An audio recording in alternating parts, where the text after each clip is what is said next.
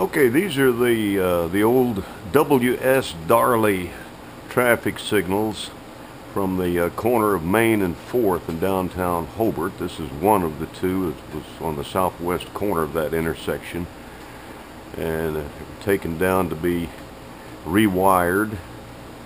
What I thought was going to be cleaning and rewiring turned into a major refurb on them, but here's the first test of them running for the first time in their lives as a 6-channel system.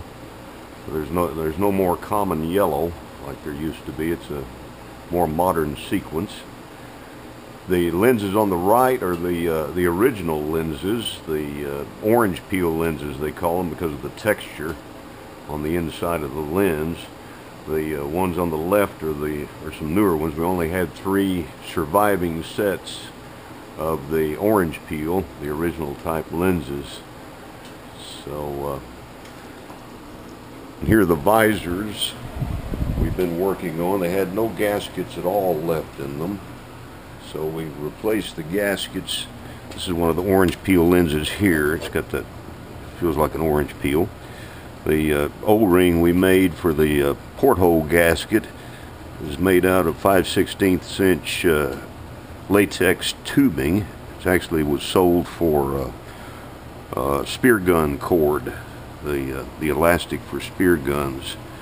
These are the newer lenses. These have one side, or the top is marked, so I assume they have a downward tilt to the light. And those are all re-gasketed. We also put gasket material between the lens and the visor surface here to seal that, because these had a lot of water leakage in them. They were in terrible shape. A lot of the screws had rusted and seized. We couldn't get them out, so we've had to make new clips. These need to be tightened up again after they've sunk down into the gaskets, but it was just glass against metal for the most part. The old gaskets, the old porthole gaskets, instead of rubber back in the old days, in the 30s and 40s, they used a rope gasket. So we wanted something to seal a little bit better than that, since we're putting these back into service. If it was a restoration for a museum or someone's traffic light collection, we probably wouldn't worry about gaskets that much. But the reflectors were in bad shape, very dark and corroded, so we got those cleaned up and spray painted. We put new hardware in, because a large number of these, the old hardware, had seized into the aluminum casting. Had to actually drill a lot of them out. I broke some easy outs trying to get them out of there, so we decided to go with wing nuts on the outside instead of screws that went screwed into the body, because they seem to want to seize into steel into aluminum.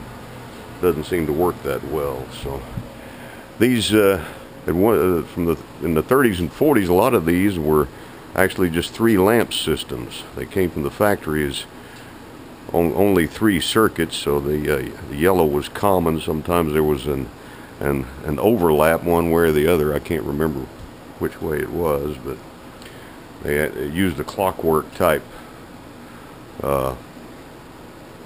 sequencer. Right now we're running on a solid state sequencer, the one I built back in 2005, that I had to simple it down for 3-channel. It was built 6-channel to begin with, but we didn't have the wiring. We needed the 7 wires, and that's what we're wired to right now. This pulls about 2 amps with only 1/4 of the lamps in place. So it's going to pull about 8 amps constantly when all the lamps are in.